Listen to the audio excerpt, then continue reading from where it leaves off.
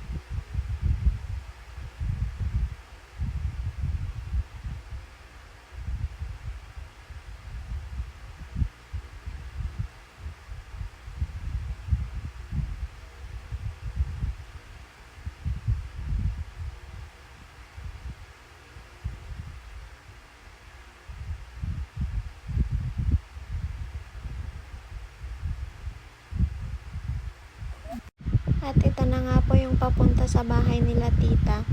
Noong kami mga bata po palagi kami rito dahil taga dito po yung lolo't lola namin.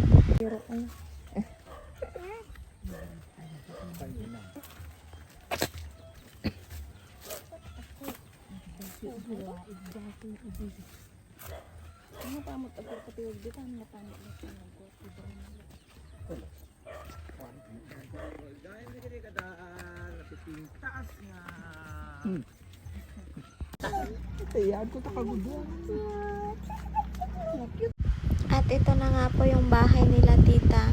Na-renovate po ito dahil nung bagyong Emong po ay nasalanta rin po yung kanilang bahay. At yan na nga po ang kalagayan ng tita namin ngayon. Hindi po namin alam kung bakit siya kinakalbo. At manas na rin po yung kanyang mga paa. Sinasabihan po sila nila nanay ng kanyang mga kapatid at kanyang mga anak na magpa-ospital. Kaso ayaw po niya pumunta.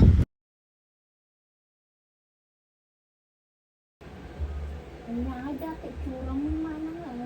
Apa nga dati ba? Apa ni Bridget nga? Siya ba din? Panagigwa ba? Ira. Thank you, thank you. Baling tungo ni manang isinda ka. Nemi mo sa subagi ni Chan. Kasi parehas ka na. Now, Wow! Lagado mo sa bo. Para man ang tungo manang isingin. Ano ba yun? no mayade. Umay, tata. Ayaw may Uy. mahal. kabunod ko yan sa pag-inayang minto. Mukanal ko. Dadi na ba ni nakwanay na Ni Brigita. Mana kaya? Anak kay Tay. Ini kanda di kalmanan dan tanda di kalmanan dua. At yan na nga po't hindi na napigilan ni tita ang umiyak.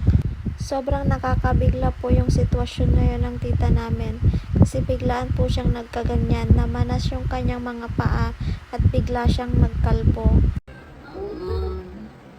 Dua Kaya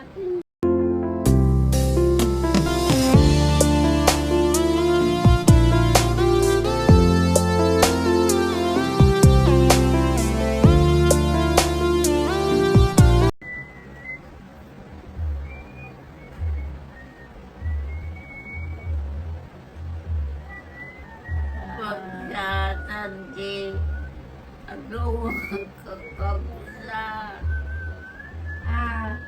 Pagsyatan di aduh kekabsat. At dito ay naging emosyonal na nga ang magkapatid kaya hinayaan na po namin silang makapag-usap dalawa. At ito nga po at pauwi na at kasama po ni Nana yung isa sa kanyang kapatid na si Auntie Ising. awang pipicturean kayo.